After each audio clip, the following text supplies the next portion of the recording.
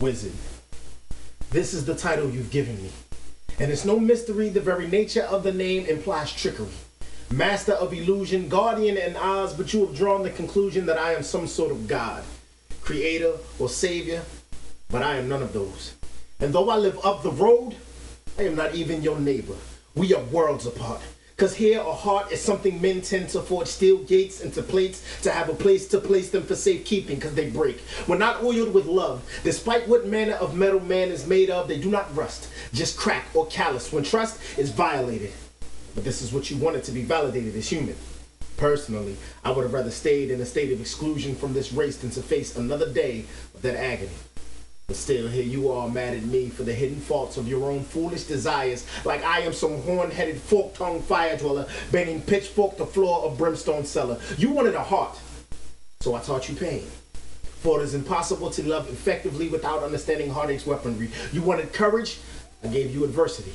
For kings conquer what cowards cannot, and warriors run to what weak men run from. You are lying. But just because your name would imply that you are not telling the truth doesn't mean that that's what you have to do. You embody integrity and strength. You extend a hand to defend the fallen man, but again, you are calling me from pits of fear, making it clear you have not grown into the throne upon which you sit, being amused by fools, not knowing a king is more than jewels and robe, scepter, and crown, or I would apply for the position, for I am already being entertained by clowns. You wanted a brain, so I showed you your friends.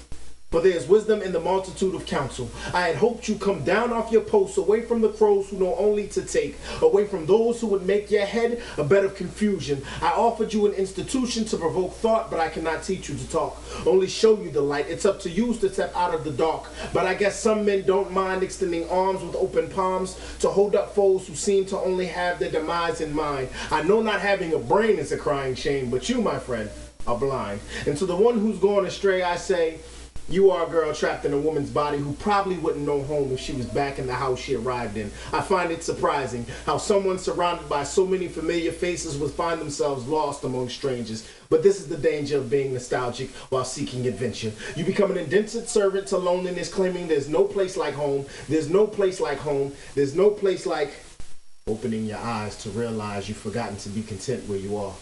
But these are the consequences to your actions.